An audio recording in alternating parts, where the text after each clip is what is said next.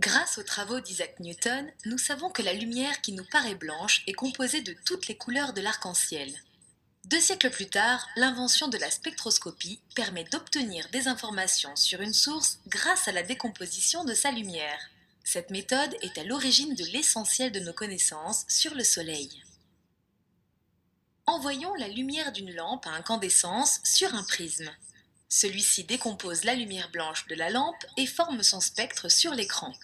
Ce spectre, appelé spectre continu, est produit par les corps solides ou liquides portés à incandescence ou encore par les gaz à très haute pression et haute température.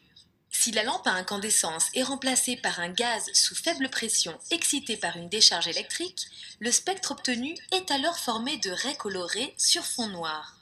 C'est un spectre d'émission caractéristique de l'élément chimique constituant le gaz. Si maintenant nous interposons ce même gaz entre une lampe à incandescence et un prisme, nous obtenons le même spectre mais inversé, c'est-à-dire constitué de raies sombres sur un fond coloré. Les raies sombres sont à la même position que les raies colorées du spectre d'émission. Elles sont caractéristiques du gaz absorbant. Analysons maintenant la lumière qui nous vient du Soleil. À première vue, il s'agit d'un spectre continu. Mais une observation plus fine nous montre qu'en réalité, son spectre est constitué de centaines de raies sombres. La présence de ces raies sombres, appelées également raies de Fraunhofer, pourrait être due à l'absorption des gaz composant notre atmosphère. Y a-t-il un moyen de prouver ou d'infirmer cette hypothèse ? Lorsque le Soleil est au zénith, ses rayons lumineux traversent moins d'atmosphère que lorsqu'il est à l'horizon. On s'attend donc à ce que les raies d'absorption du spectre solaire au zénith soient moins intenses qu'à l'horizon. On constate que la majorité des raies d'absorption ne sont pas affectées. Cela prouve que l'atmosphère terrestre n'est pas responsable de la totalité des raies du spectre solaire, mais seulement de celles dont l'intensité varie avec la hauteur du Soleil. Ces dernières sont appelées raies telluriques.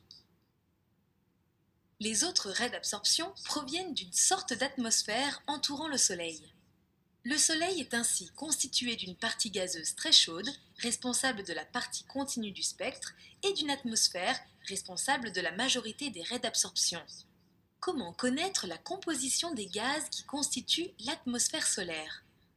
Grâce au spectre étudié en laboratoire, il est possible de déterminer les éléments chimiques présents dans l'atmosphère du Soleil en regardant si les raies de leur spectre d'émission correspondent à certaines raies de Fraunhofer. On peut ainsi prouver qu'il existe, dans l'atmosphère du Soleil, une quarantaine d'éléments chimiques dont l'hydrogène, l'hélium, l'azote ou encore le calcium.